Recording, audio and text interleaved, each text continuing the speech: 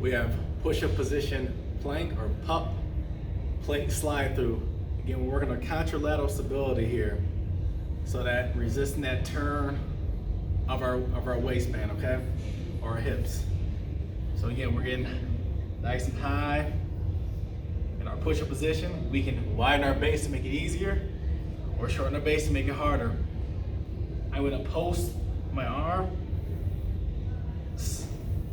slide the plate through, post,